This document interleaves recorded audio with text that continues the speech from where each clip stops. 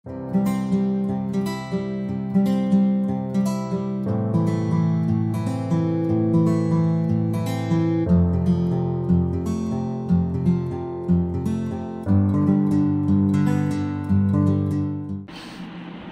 this is Dishan Rathi, and this is our third podcast of an ongoing series. So today our guest is the one who make his own blockchain journey from the second year of his college itself. He just not started blockchain, he deep dived into blockchain, cryptography, Web 3.0 and whatnot. But learning was just not sufficient from him. He started to make projects on the blockchain. अपनी दुकान, ES Cloud, Charity App, ERP system are some of his nicest projects. He self-learned all the concept on his own, and his projects made him into to grab the nicest opportunity in ERSwap, Grow, Paisabazaar, and whatnot. Since then, there is no looking back. His journey of the corporate world just started then. So today we have our guest as Pranjal Agrawal to discuss with his own journey. Let's not waste that much of our time, and I would like to invite Pranjal Agrawal to the session to record this podcast. There we are talking about and discussing how he made his journey and how you can make your journey in the blockchain and Web 3.0. Hello, boss. Hi Dishan, how are you? So thanks for having this session. So let me introduce myself first. So I am Pranjal Agrawal. Currently I am SD intern in Paisabazaar, and apart from this I am just exploring the Web3 world. So in day I'm doing my internship at Paisabazaar. Then in night I'm just exploring the Web3 world and new technology. Okay, that's so cool. So अभी आप Paisabazaar में internship कर रहे हैं. How is it going on? Like how is the internship experience out there? And where is your internship right now? So internship experience was very amazing. So क्योंकि after like doing college जब भी आप कोई internship या कोई corporate join करते हो तो आपको कई सारी चीज़ें नई सीखने को मिलती हैं. तो these things are very helpful for me, और इवेंचुअली मुझे काफ़ी सीखने को ही मिल रहा है. तो this would help me to grow more and. So Pranjal, आज के सेशन में हम मेनली फोकस ब्लॉकचेन और वेब3 के बारे में करना चाहते हैं. सो मैंने आपके बारे में सुना है कि लाइक आप अपने सेकेंड ईयर में थे तब से आपने शुरू किया था. So for the very first question and the very basic question is what is blockchain technology और द वेब3 टेक्नोलॉजी, जो भी मार्केट में बहुत नई आई है बट हमें पता नहीं है. लाइक बहुत सारे लोगों को आइडिया भी नहीं है. They are seeing post in Instagram और in LinkedIn wherever, but they are like कि हाँ ठीक है कुछ नया आया है, but they did not know what it is. So can you please explain what is this technologies are? So it's true कि लोग क्रिप्टो करेंसी के बारे में जानते हैं पर ब्लॉकचेन के बारे में नहीं जानते. तो blockchain is something like web two word. जितने भी हमारे सेंट्रलाइज वेबसाइट्स हैं, एप्लीकेशंस हैं like Amazon, Google, what ever it is, Flipkart, e commerce application, Swiggy है, जोमेटो है, या फिर हम कोई स्टॉक ट्रेडिंग प्लेटफॉर्म बोल सकते हैं, आप स्टॉक, ज़ीरोधा, ग्रो. तो ये सारे क्या एक सेंट्रलाइज प्लेटफॉर्म है. यहाँ पे क्या होता है, तुम्हारा एक सेंट्रलाइज सर्वर होता है. You have to rely on some company कि okay they are taking care of my data and everything is manage by them. And ये सारी चीज़ क्या है ना, मैनिपुलेट करी जा सकती है उन लोगों के. But blockchain is something like कि it's a completely decentralise process. तो इसमें क्या होता है कि you have lots of pairs एक सेम डेटा का. Blockchain is a kind of database जो कि डिसेंट्रलाइज है और ऑल ओवर द वर्ल्ड में कई सारे नोड्स में सेव है, और ये सारे नोड्स पीयर टू पीयर आपस में कनेक्टेड होते हैं. जब भी तुम्हें कोई भी ट्रांजेक्शन करनी है तो आप दुनिया के किसी भी कोने पर जाके कर सकते हैं. इससे कोई फर्क नहीं पड़ता कि किसी देश की गवर्नमेंट अगर बोल देती है कि ब्लॉकचेन को हम ब्लॉक कर रहे हैं, इस टेक्नोलॉजी को हम ब्लॉक कर रहे हैं, तो इसका ये नहीं है कि you can't access these things, क्योंकि ये डिसेंट्रलाइज है, इसको कोई कंट्रोल नहीं कर सकता. मैं एक एग्जांपल लेता हूँ कि लेट्स से कि आप कोई एक सर्विस चला रहे हैं, आप एक कोई कंपनी चला रहे हैं, तो उसका एक ऑफिस है, और अगर वो ऑफिस अगर किसी गवर्नमेंट ने कहा है बंद कर दो, तो अगर आप वो बंद करते हो तो चांस है कि आप अपनी सर्विस आगे परस्यू नहीं कर पाए.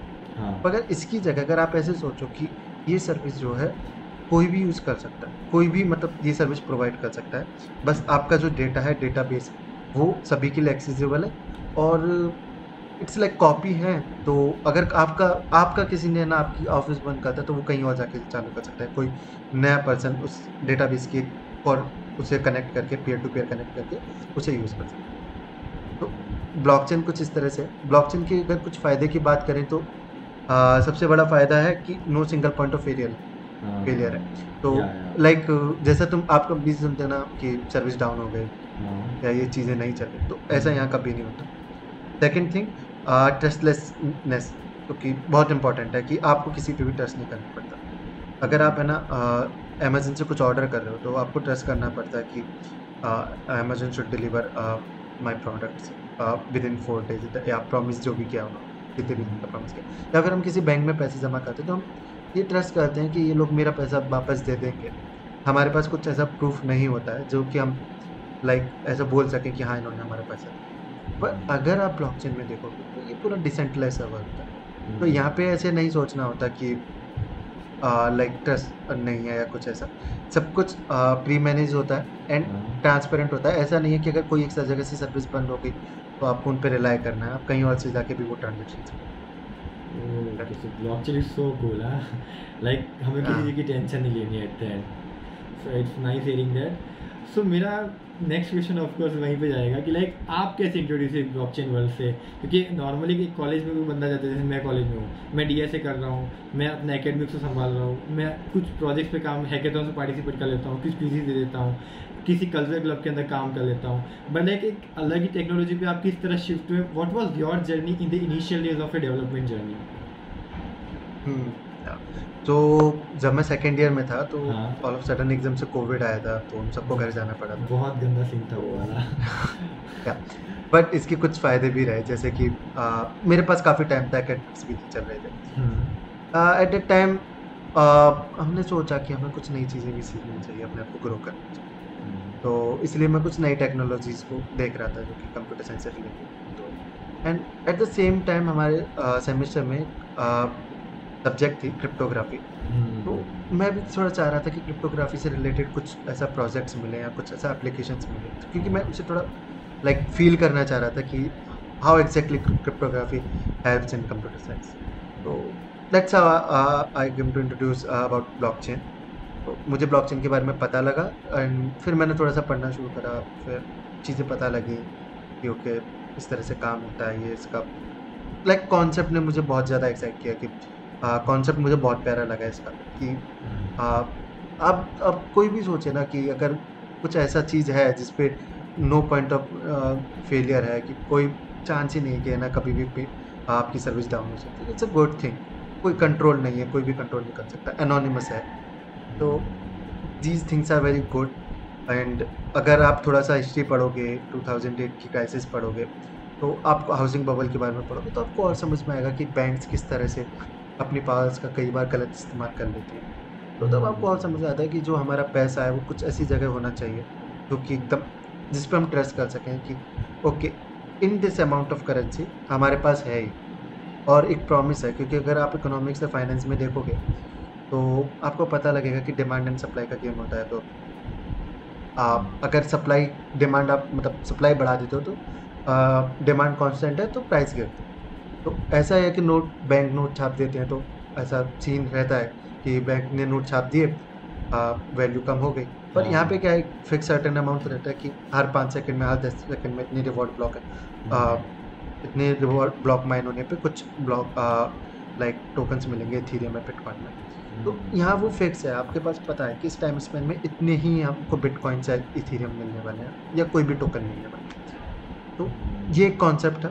तो इस तरह से मैं एक्साइट हुआ, फिर मैंने थोड़ा चीज़ें पढ़ना शुरू करी एंड ब्लेसिंग इन डिस्गाइज मेरे को एक इंटर्नशिप भी मिल गई थी एक स्टार्टअप में। तो वहाँ पे भी मैंने ब्लॉकचेन से रिलेटेड कुछ प्रोजेक्ट्स करे।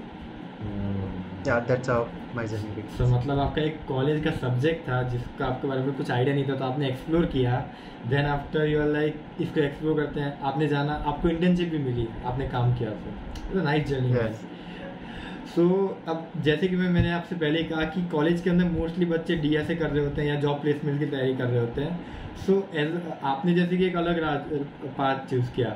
So now into ask this कि अगर मेरे जैसे कि मेरा कोई कॉलेज फ्रेंड है जो अभी डीएसए कर रहा है, प्लेसमेंट की तैयारी कर रहा है, और वो प्लेसमेंट और इंटर्नशिप की तरफ देख रहा है और वो मोस्टली हमेशा एचडी के लिए अप्लाई कर रहा होता है, सो क्या ब्लॉकचेन डेवलपमेंट उससे उसकी प्लेसमेंट्स में हेल्प करेंगी, और अगर करेंगे तो किस तरह हेल्प करेंगी? कि लाइक हमें तो कुछ आइडिया है नहीं, हम लोग मोस्टली डीएसए पे जाते हैं, सो बताइए इस पे किस तरह वो रिएक्ट करेगा वो। तो ब्लॉकचेन को इस तरह मत समझिए कि ब्लॉकचेन कुछ अलग से टेक्नोलॉजी, सॉफ्टवेयर डेवलपमेंट एक साइकिल है and blockchain development is also a software development.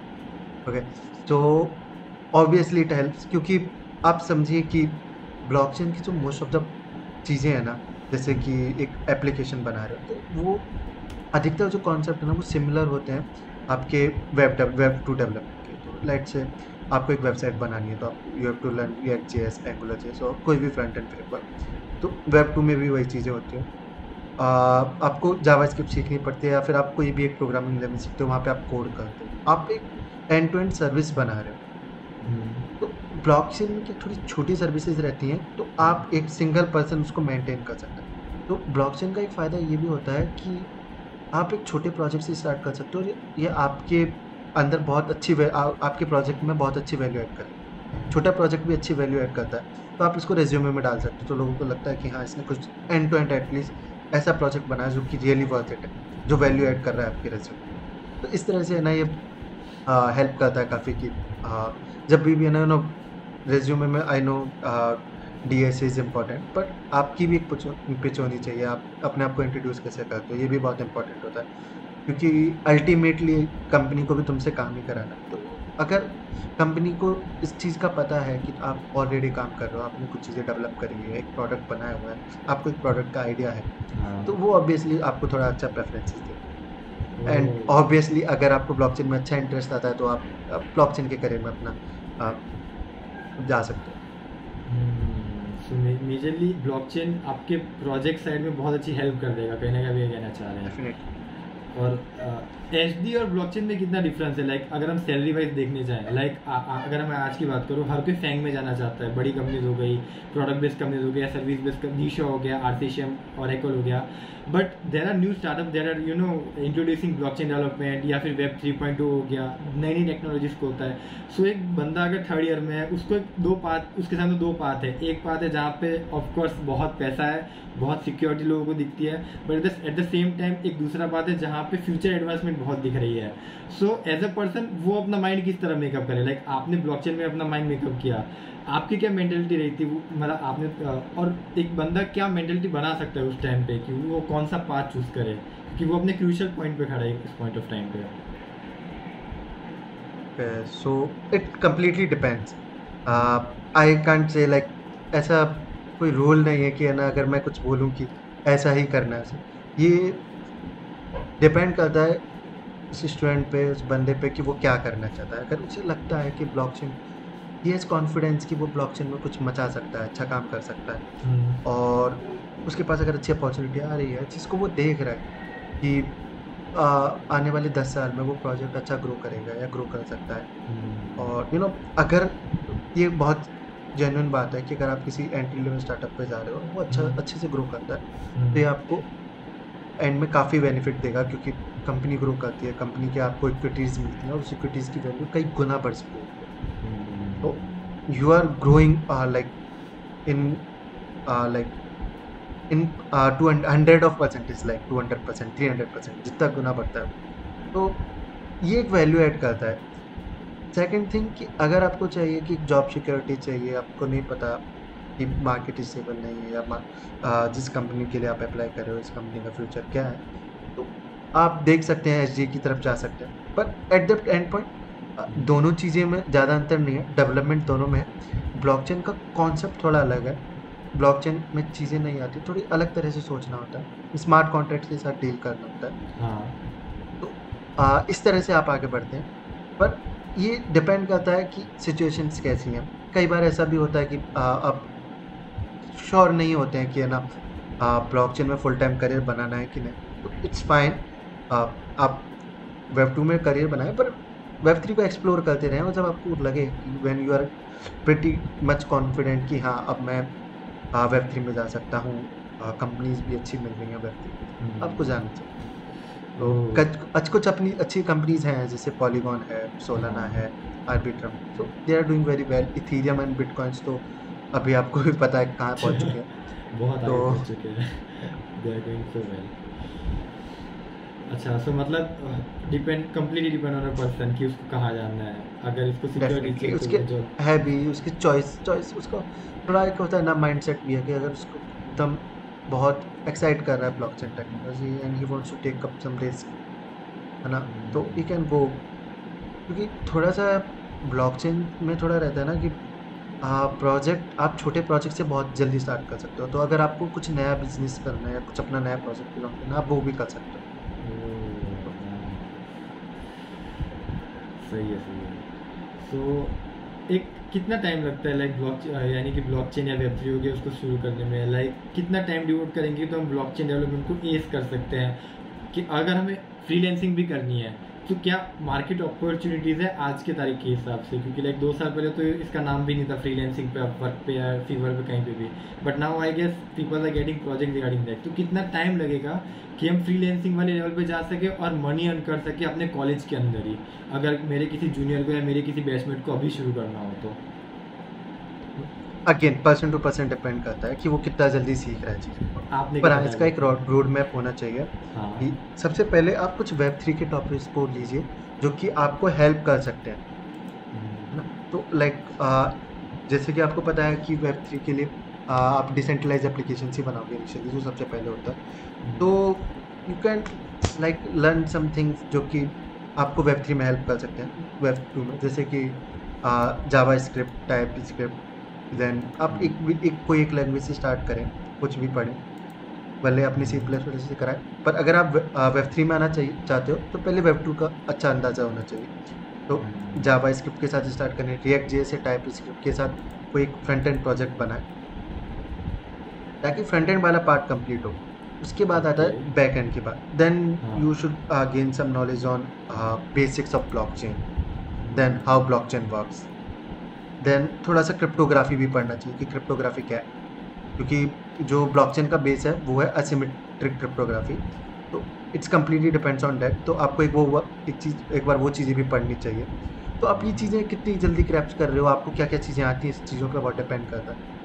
Then जब आप ये चीज़ें हो सकते हो, देन आपको स्मार्ट कॉन्ट्रैक्ट बिल्ड करने के लिए सॉलिडिटी का आना चाहिए। तो फिर आप थोड़ा सॉलिडिटी में देख सकते हो कि सॉलिडिटी किस तरह काम करती है। तो इस तरह से आपको है ना एक फ्लो होगा कि आप स्टेप बाय स्टेप चलेंगे, और जितना टाइम लगेगा लाइक ये पर्सन टू पर्सन डिपेंड करता है। फिर बट आई सजेस्ट कि पढ़ने के साथ साथ कुछ बनाना शुरू करना, क्योंकि जब आप बनाते हो ना तब आपको प्रॉब्लम अच्छे से समझ में आती है कि ओके ये प्रॉब्लम है और मैं इसे सॉल्व कर रहा हूँ, कैसे सॉल्व करनी है। तो एक जब प्रैक्टिकल नॉलेज होती है ना तो बहुत हेल्पफुल होता है किसी चीज़ को समझने। एक प्रोजेक्ट के साथ स्टार्ट करें, प्रॉब्लम सोचें, आइडिया सोचें कि how blockchain can solve this problem, then start project, और फिर चीज़ें पढ़ना शुरू करें, समझना शुरू करें। और आफ्टर ऑल कम्युनिटी भी काफ़ी अच्छी है ब्लॉकचेन की। तो आप जब कम्युनिटी में जाओगे, क्वेश्चंस पुट करोगे किसी भी लाइक गिटहब डिस्कशंस पे या डिस्कॉर्ड पे, तो लोग हेल्प करते हैं, आंसर देते हैं। तो आप इस तरह से स्टार्ट कर सकते हैं। ओके मतलब कम्युनिटी बहुत अच्छी बन रखी है ब्लॉकचेन की, बस हमें शुरू करना है। अगर हम अपना पेज अच्छा रखेंगे तो हो ही जाएगा। That's so nice. So what are the future opportunities according to you? Like blockchain में और कितने एडवांसमेंट हो सकता है? लाइक हम कितना आगे तक जा सकते हैं? लाइक वेब 1.0 आया, वो 20 साल चला। वेब 2.0 आया, वो भी 20 साल चला। लाइक वेब 3.0 कहाँ तक चलेगा, या ब्लॉकचेन कहाँ तक चलेगा कि लाइक हाँ हम लोग सिक्योरिटी मान के चल सके? आपके हिसाब से क्या लगता है कितना जाना चाहिए ये ब्लॉकचेन और ये वेब 3.0? आई थिंक ये थोड़ा सा अनसर्टेन है। वी कैंट से कि ब्लॉकचेन ख़त्म होगा या ये कभी लाइक बहुत सालों चल सकता है। क्योंकि अगर आप वैसे सोचें ना कि वेब 2 20 साल चला या वेब 1 था, तो उसके कॉन्सेप्ट अभी भी यूज़ किए जाते हैं। एनहांसमेंट होता है हमेशा।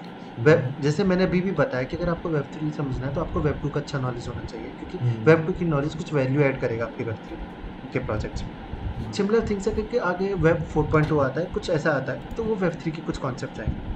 बट हाँ, कुछ फीचर्स जो कि कुछ फ्यूचर में आने वाले प्रोजेक्ट्स जिनको मैं देख रहा हूँ, जिनके बारे में मैं जानता हूँ, वो है मेटावर्स, हाँ DeFi, metaverse, NFTs, DAO collection. So ये सारी चीज़ें ऐसी हैं जो कि मुझे लगता है कि इन फ्यूचर इनके बहुत ज़्यादा प्रोजेक्ट्स आने वाले हैं। So you can like search them कि क्या है कैसे। मेटावर्स तो डेफिनेटली कुछ अच्छा ही होगा क्योंकि उसमें काफ़ी अच्छे अच्छे कॉन्सेप्ट्स होने वाले हैं। तो जब तक लाइक मेटावर्स आएगा तो आई थिंक वेब3 का थोड़ा सा और अच्छा यूज़ केस आपको अच्छा आपके बदल हो जाएगा तब तक भी अच्छा हमारे लिए। Definitely. Okay so like there are so many clubs in our college, बहुत सारे क्लब्स होते हैं, बट क्रिप्टो ब्लॉकचेन या वेब3 को लेकर कोई क्लब नहीं होता। सो अगर हम हमारी कॉलेज में कोई क्लब बनाना चाहे तो आप क्या सजेशन देंगे उस क्लब में किस तरह की एक्टिविटी शुरू करें तो यहाँ के जो हमारे स्टूडेंट्स हैं वो भी क्या कहते हैं ब्लॉक इन सब चीज़ों को लेके एंथुसियास्ट हो, क्योंकि लाइक अभी तक इनके बारे में चीज़ें शुरू ही नहीं हुई है। So as a college club कौन सी चीज़ पे हम फोकस कर सकते हैं इनसाइड द कॉलेज और द क्लब एक्टिविटीज़? या so it's a good thing. Definitely तुमको एक क्लब स्टार्ट करना चाहिए। लाइक जब भी आप किसी भी कॉलेज में होते हो तो it's a very good thing कि आप कुछ छोड़ के जा रहे हो अपने जूनियर्स के लिए, आप जूनियर्स को गाइड कर रहे हो, क्योंकि जब आपको एक अच्छी गाइडेंस मिलती है तो आपका काम थोड़ा आसान होता है। तो मुझे भी याद है कि इनिशियली मुझे थोड़ी सी कठिनाई महसूस हुई थी जब मैंने ब्लॉकचेन स्टार्ट करने का, बट टाइम के साथ चीज़ें समझने आने लगी। तो मुझे लगता है कि गाइडेंस एक बहुत ज़रूरी है। तो अगर आप स्टार्ट करते हैं तो सबसे पहले एक अवेयरनेस स्टार्ट कर सकते हो कि अगर ब्लॉकचेन है तो सबसे पहले लोगों को समझाना चाहिए how what is blockchain is, what is basics of blockchain सबको समझ में आनी चाहिए। क्रिप्टोग्राफी में लोग जिस तरह से ट्रेड कर रहे हैं, ब्लॉकचेन का वो एक इकलौता यूज़ केस नहीं है, उसके अलावा बहुत अच्छे अच्छे यूज़ केस हैं। तो एक अवेयरनेस बहुत ज़रूरी है कि किस तरह से किन मैनर में ये इलीगल हो जाता है, किस मैनर में लीगल है, सबसे इम्पोर्टेंट, और इसके अच्छे यूज़ केसेस क्या हैं। क्योंकि ब्लॉकचेन का सब एक ड्रॉबैक है, अच्छा मतलब ब्लॉकचेन जब आया था तो जो चीज़ था कि इस पर कोई सेंट्रल अथॉरिटी नहीं होती। तो ये चीज़ होने के साथ क्या हुआ ना कि एनोनिमस ट्रांजेक्शंस होने लगे। यूज़र आता था, कोई भी ट्रांजेक्शन करके जा रहा है, हमें नहीं पता कि ये कौन है कि क्या करता है, बस ही जस्ट क्रिएटेड अ वॉलेट। और वॉलेट भी मैथमेटिकली क्रिएट होता था क्रिप्टोग्राफिक। ही just created wallet and make some transactions, load funds. तो इस तरह से प्रोसेस चलता था। तो थोड़ी सी एनोनिमस यूजर्स बहुत ज़्यादा थे, तो इसलिए कुछ गवर्नमेंट सैंक्शंस लगाती हैं कि ना ब्लॉकचेन हम यूज़ नहीं कर सकते, क्योंकि वो ब्लॉकचेन का जो फ्लो है उसको कंट्रोल नहीं कर सकते। कितना फंड जा रहा है, कितना कहाँ ट्रांसफ़र हो रहा है, वो इसको कंट्रोल नहीं कर सकते। एंड सेकंड चीज़ कि ऑल ओवर द वर्ल्ड चल रहा है, तो ये इट्स नॉट कि एक ही किसी एक पर्टिकुलर गवर्नमेंट पे डिपेंड कर रहा है, किसी एक पर्टिकुलर कंट्री में जा रहा है। एक कंट्री ऐसा हो सकता है कि यूज़र्स है ना दूसरी कंट्री के लिए। तो पर इसका मतलब ये नहीं है कि ब्लॉकचेन का लाइक कम्प्लीटली लीगल है, इसका कुछ भरोसा नहीं। आप एक अच्छी तरह से एक प्रोसीजर फॉलो करेंगे, इसके प्रोजेक्ट्स देखेंगे तो आपको समझ में आएगा कि blockchain is a good thing, it's a good technology. Might chance कि कुछ प्रोजेक्ट्स में ये इसका as shit coins and something like this कि स्कैम बहुत जल्दी होते हैं क्योंकि एनोनिमस होते हैं, एंड ये सारी चीज़ें होती हैं क्योंकि अवेयरनेस अच्छी नहीं होती। आप एक बार चीज़ें समझोगे कि like blockchain is a combination of good technology and some finance, क्योंकि अल्टीमेटली आप मनी को ही फ्लो कर रहे हो। तो ये सारी चीज़ें अवेयरनेस होनी चाहिए, देन आप लाइक ऐसे धीरे धीरे आप कुछ टेक्नोलॉजी सब बता सकते हो। This is take some sessions, take some tutorials. तो ये सारी चीज़ें काफ़ी हेल्पफुल रहती हैं। Start with some projects, hackathon करवाइए। दीज थिंग्स जो कि हेल्प कर सकती हैं बहुत ज़्यादा किसी स्टूडेंट की। Okay, so nice. I would suggest my college to start a club on these technologies very soon. So अब आगे की बात करें तो लाइक अभी तो आप ब्लॉकचेन इन सब पे काम कर रहे हैं, आपका AI ML इन सब में जाने का इंटरेस्ट है, लाइक आगे चल के इन द फर्दर आप जैसे जॉब करने जाएंगे तो आप इनके अंदर अपनी एडवांसमेंट करेंगे या ब्लॉकचेन के अंदर ही आप क्या कहते हैं डीप डाइव करना चाहते हैं? So what is your personal interest to explore so many skills or to take one skills and to focus on the skill? आपका क्या पर्सनल इंटरेस्ट है? सो माई बिलीव इज कि एक बार हर चीज़ ट्राई कर। अच्छा, एक बार सब कुछ try everything at least one. Okay एक बार थोड़ा सा पढ़ो, क्योंकि ब्लॉक आप अगर इंजीनियरिंग कर रहे हो तो आप 8 सेमेस्टर्स में रहते हो। 8 सेमेस्टर्स में ऑलमोस्ट हर सेमेस्टर में 5 to 6 सब्जेक्ट्स। तो you are doing almost 40 subjects. तो अगर 40 सब्जेक्ट्स कर रहे हो तो सबका एक थोड़ा सा फ्लेवर होना चाहिए, क्योंकि ब्लॉक कंप्यूटर साइंस में काफ़ी लाइक इसका जो एरिया है ना बहुत वास्ट है, और आप इसमें बहुत सारी टेक्नोलॉजीज आती रहती हैं, इन्हांसमेंट होते हैं, बट ऐसा नहीं है कि किसी भी एक पर्टिकुलर कॉन्सेप्ट या पर्टिकुलर टेक्नोलॉजीज की वैल्यू कम। तो एक बार सारी चीज़ें ट्राई करनी चाहिए। ऑब्वियसली मैं थोड़ा सा पढ़ता हूँ what is AI, what is ML, how regression works, तो ये हाउ न्यूरल नेटवर्क्स वर्क, ये सारी चीज़ें पढ़ता हूँ। ऑब्वियसली अगर मुझे कभी इन फ्यूचर मौका मिलेगा कि इन चीज़ों में भी गो थ्रू करने का, तो मैं करूँगा। अभी as of now I am more interest in Web3 space, so मैं उसको एज अ हॉबी परस्यू करता हूँ। नाइट में जितना भी टाइम मिलता है मैं ब्लॉकचेन के बारे में पढ़ता हूँ। पर ऑब्वियसली अगर थोड़ा सा टाइम मिलेगा and things are going well, तो आप ये सारी चीज़ें भी ट्राई करें। ओके ओके, सो मतलब चाहे सब कुछ करना है हमें, कुछ भी हो जाए। Same definitely. मेरा भी यही सीन है, मतलब चाहे सब कुछ करना है, आगे देखा जाएगा। It's so nice of you. So बहुत टेक्नोलॉजिकल बातें हो चुकी है। Let's go on some college things. So like मेरे बहुत सारे कॉलेज फ्रेंड है। What are some advices that you want to give to your juniors कि लाइक हाँ अभी सेकंड ईयर में है, लाइक कुछ लोग ये होते हैं जो बहुत टेंशन में रहते हैं, कुछ लोग ये होते हैं जो बहुत चिल रहते हैं। What are your advices for all those kind of people like who are on the extremes of their college life?